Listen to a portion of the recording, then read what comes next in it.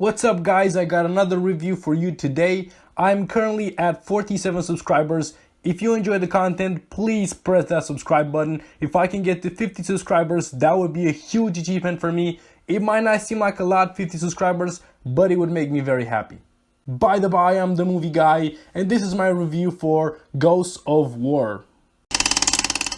This movie is set during the Second World War near its end. It follows a group of American soldiers, 5 soldiers to be more precise.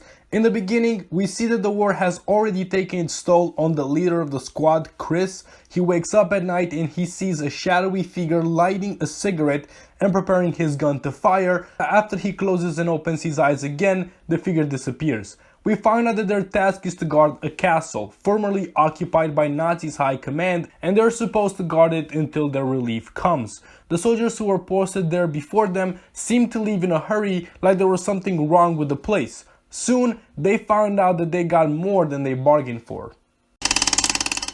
This is a horror movie, or is at least supposed to be. Don't worry guys, you're not going to get scared watching it. This movie resorts to creepy music, some jump scares, some things appearing on the screen and then disappearing, and sounds like banging or doors creaking. That's lazy horror. After failing as a horror movie, it tries its hand at action and it fails again. The 5 soldiers have to hold back about 50 Nazi soldiers who are trying to take back the castle. And it felt like I was watching a Steven Seagal film, you know, the ones where the protagonist never gets hit and he hits everybody with every shot. Yeah, the movie returned to being just a horror movie after that sequence. The dialogue is absolute shit. Excuse my language, but it is.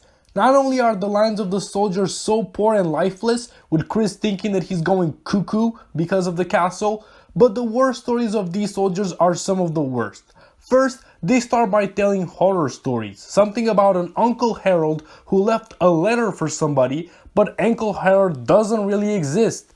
Wow! And then Eugene, another soldier, tells a story of how he saw Tappert, one of their comrades, surrounded by lifeless bodies and he was playing Cat's Cradle. And the problem is that he was on level 5 of the Cat's Cradle, which isn't possible without the help of someone else. Dude, that is not scary. The movie actually gets the colors right.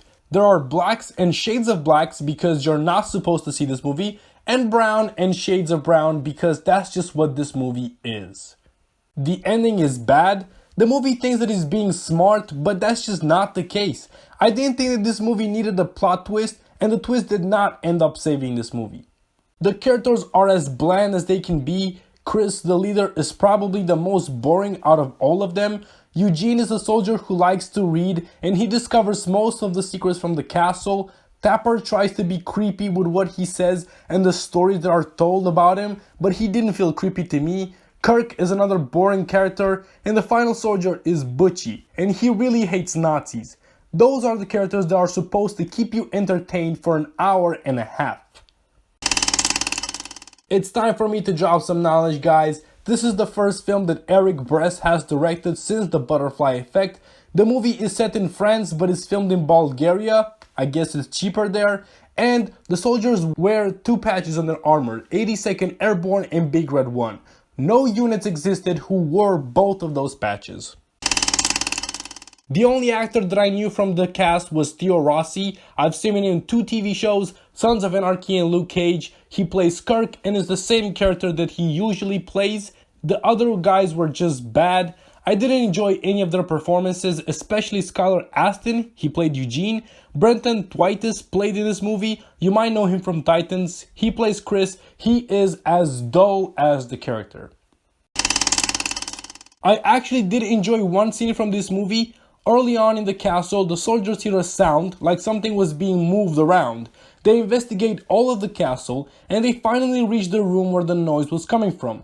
They open the door and they see a woman hang behind some drapes, and the drapes get quickly brushed aside and the woman disappears. It might not sound like much, but that's the best that this movie's got.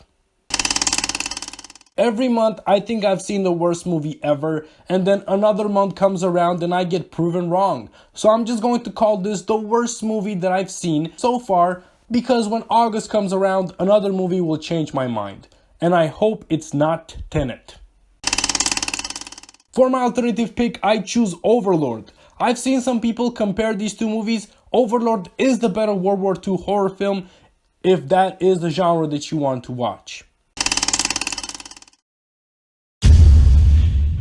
So, my rating for Ghost of War is 1 star.